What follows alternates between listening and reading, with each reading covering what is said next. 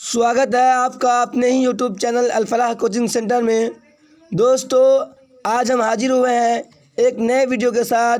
बिहार सहायक उर्दू अनुवादक का रिजल्ट घोषित हो चुका है।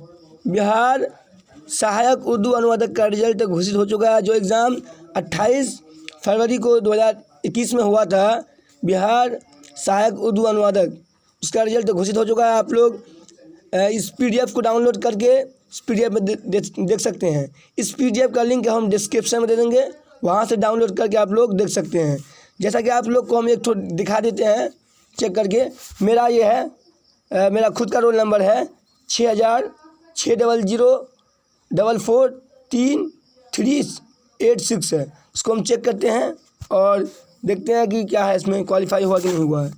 6000044386 है और ये देखिए, ये क्वालिफाई हो चुका है। आप लोग भी इस तरह अपना रोल नंबर डाल करके चेक कर सकते हैं कि क्वालिफाई जिसका होगा उसी का दिखाएगा। जिसका क्वालिफाई नहीं होगा उसका कुछ भी नहीं दिखा रहा, नंबर वगैरह कुछ भी नहीं दिखाई दे रहा है, सिर्फ क्वालिफाई वाले का ही दिखाई दे रहा है। तो आशा करते हैं कि आप लोग को ये वीडियो पसंद आया होगा।